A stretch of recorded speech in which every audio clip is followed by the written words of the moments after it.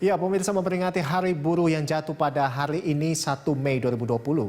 Kondisi buruh di Indonesia tengah menghadapi masa-masa sulit karena wabah virus corona. Banyak perusahaan yang menutup usahanya dan berdampak pada pemutusan hubungan kerja dalam jumlah besar.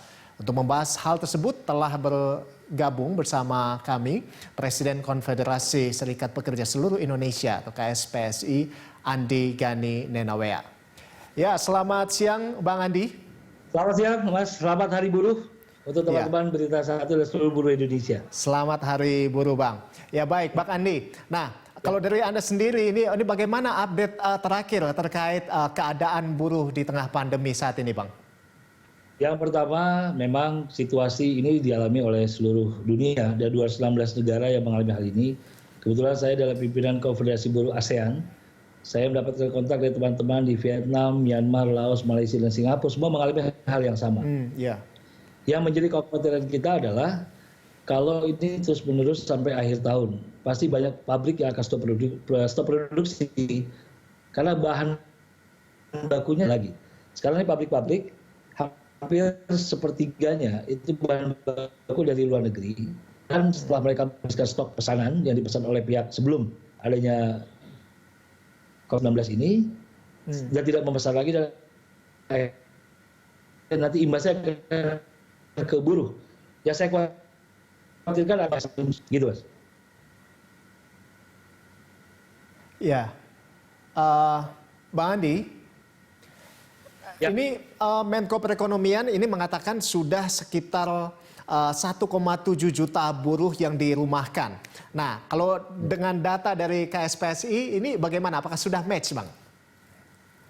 Datanya agak berbeda dengan Serikat Pekerja. Agak berbeda ya, Bang, yang kami miliki adalah sekitar 600. Jadi gini, ada perbedaan antara dirumahkan dengan PHK. Dirumahkan itu status mereka masih sebagai karyawan di perusahaan tersebut. Kalau di PHK sudah putus hubungan kerja secara formal. Artinya sudah terjadi PHK dan ada proses menuju ke pemutusan hubungan industrial. Kalau dirumahkan, mereka bisa melakukan sistem shifting. Bergantian masuk, yang tadi setiap hari masuk, bergantian jadi hanya 2 hari sekali. Bahkan ada pabrik yang masuknya 3 hari sekali. Jadi perbedaan besarnya itu, kalau dirumahkan itu mereka masih mendapatkan upah harian walaupun sangat terbatas. Atau kalau di PHK itu sudah putus hubungan kerja sama sekali. Data kami, siang sekali sudah di PHK sekitar 680.000 sampai 700.000. Itu data dari EPBI.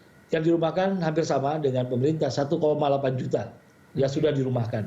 Yang saya khawatirkan, Mas, kalau ini terjadi yang seperti saya sampaikan tadi, lewat dari Juli Agustus pasti akan mencapai angka ter-PHK sekitar 3-4 juta buruh akan ter-PHK. Karena itu saya minta kepada pemerintah segera mengambil langkah cepat. Dilakukan program-program bantuan sosial, dan juga diberikan stimulan-stimulan kepada pengusaha agar pengusaha bisa survive. Itu saran dari Majelis Pekerja Buruh Indonesia. Baik, Bang Andi. Lalu selanjutnya, pekerja dari sektor apa saja yang sebetulnya yang paling terdampak untuk COVID-19 ini kalau dari Anda, Bang? Semua pekerja terpukul sekarang. Dari pabrik elektronik, tekstil, yang mempunyai pekerja yang dalam jumlah sangat masif. Ada pabrik di Jawa Barat yang mempunyai karyawan sekitar 25.000 sampai 30.000, sekarang terpaksa tutup. Ada juga memang pabrik yang tutup karena memang ada buruhnya yang terkena COVID-19. Jadi ada 2 perbedaan nih, Mas, sekarang. Ada beberapa pabrik tutup karena memang ada pekerja yang terkena COVID-19, ada yang memang pesanan stoknya sudah selesai dan tidak ada pesanan lain. Karena memang kan pesanan itu tergantung dari pesanan dari buyer di luar negeri dan juga tergantung dari bahan baku yang ada. Informasi dari teman-teman serikat buruh yang ada di pabrik-pabrik, bahan baku yang mereka miliki hanya bertahan sampai bulan Juni dan bulan Juli. Artinya, kalau pabrik itu tidak berproduksi kembali, otomatis pabrik itu tidak punya penghasilan perusahaan tersebut.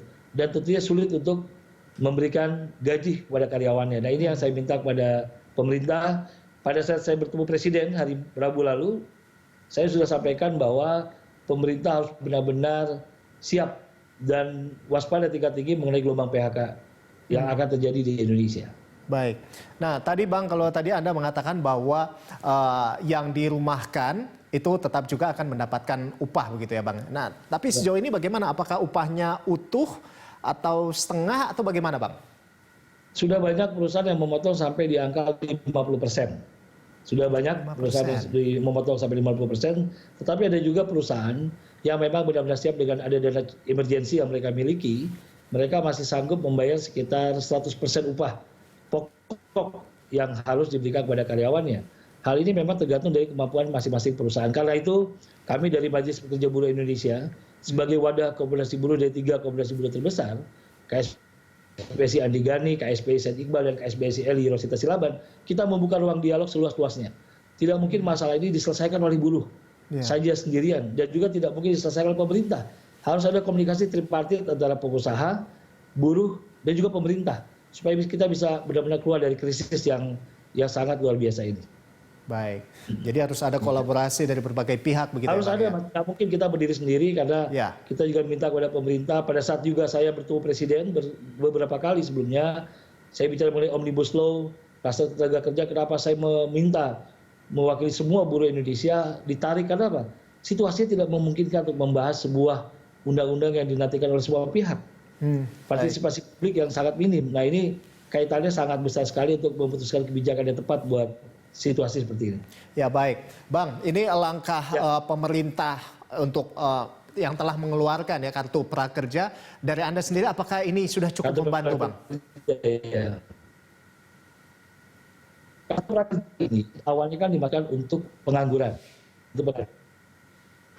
Ya, saya menyambut baik program pemerintah ini. Pemerintah sudah mempunyai niat baik yang sangat luar biasa dengan kartu prakerja, yang awalnya dimaksudkan untuk pengangguran yang belum mendapatkan pekerjaan, sekarang pemerintah mengalihkan untuk korban PHK. Nah, yang paling penting adalah tepat sasarannya, bahwa kartu prakerja ini memang betul-betul dimiliki dan diberikan kepada orang yang berhak.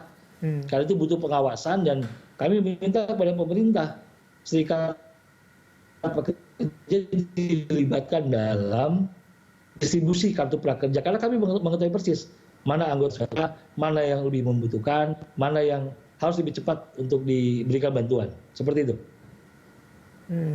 Baik. Tapi kalau sejauh ini terkait dengan pendistribusian oleh pemerintah, nah ini bagaimana? Apakah sudah dilibatkan ini, Bang? KSPSI? Masih banyak beberapa teman-teman federasi dan konfederasi buruh, anggota kami mengalami kesulitan untuk mengakses program ini. Dan juga kami meminta kepada pemerintah untuk lebih memudahkan orang untuk mengakses. Tapi yang saya mendapatkan informasi tadi 1 jam yang lalu, anggaran yang disiapkan itu untuk 5,5 juta kartu prakerja. Tetapi sekarang yang sudah meminta dan sudah melakukan verifikasi data itu sudah mencapai angka 8,2 juta. Jadi sudah lebih surplus 3 juta orang yang menantikan kartu prakerja. Nah, karena itulah kesulitan mengakses ini, kami minta kepada pemerintah untuk lebih mempermudah prosesnya. Dan juga harus ada audit yang benar bahwa kartu itu dipegang oleh orang yang berhak sekali lagi. Jangan sampai ada penyelewengan pada saat pembagian kartu prakerja. Karena di situ kan ada anggaran negara yang harus kita pertanggungjawabkan. Baik. Jadi masukannya mungkin adalah agar lebih mudah diakses dan bisa diterima oleh orang yang membutuhkan. Ada masukan lain, Bang? Betul. Gimana? Selain dari aksesnya agar bisa lebih mudah gitu dan juga bisa tepat sasaran, mungkin apakah masih ada masukan lain, Bang? Masukan saya ya sekali lagi, libatkanlah serikat pekerja yang ada di pabrik-pabrik, yang ada unit-unit kerja, supaya kita tahu bahwa data yang dimiliki oleh perusahaan dengan serikat pekerja itu sama. Pasti datanya harus sama. Karena kan serikat pekerja dengan HRD di masing-masing perusahaan tahu anggota yang ter-PHK, anggota yang dirumahkan berapa, anggota yang membutuhkan kartu prakerja berapa. Ini harus sinkron. Nah, kerjasama inilah yang saya harapkan dari awal, tripartit itu harus betul-betul dijalankan. Pengusaha, pemerintah, dan serikat pekerja. Seperti hari ini, Mas. Baru pertama kali tidak ada demo May Day. Kami dari Majelis Pekerja Buruh Indonesia sudah memutuskan kita berempati dengan situasi seperti ini. Hari ini, saya sebentar lagi akan berangkat ke Tangerang, memberikan bantuan baju APD lengkap di Tangerang, di Rumah Sakit Balaraja. Lalu Bung Said Iqbal sekarang di Bekasi, di rumah sakit di daerah Cikarang, lalu Ibu Eli Rosita Silaban di rumah sakit di Jakarta. Dan seluruh provinsi saat ini buruh bergerak untuk melakukan bantuan sosial. Nah, ini empati buruh seperti inilah yang sangat luar biasa, dan saya sangat berterima kasih kepada seluruh buruh Indonesia, tidak melihat bendera serikat, tidak melihat bendera konfederasi, bahwa kita betul-betul sangat berempati dengan situasi bangsa ini.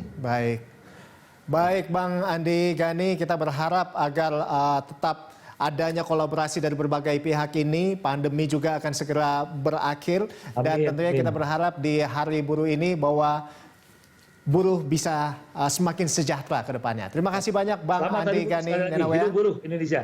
Hidup buruh Indonesia. Terima kasih. Terima kasih sudah bergabung bersama kami Bang Andi.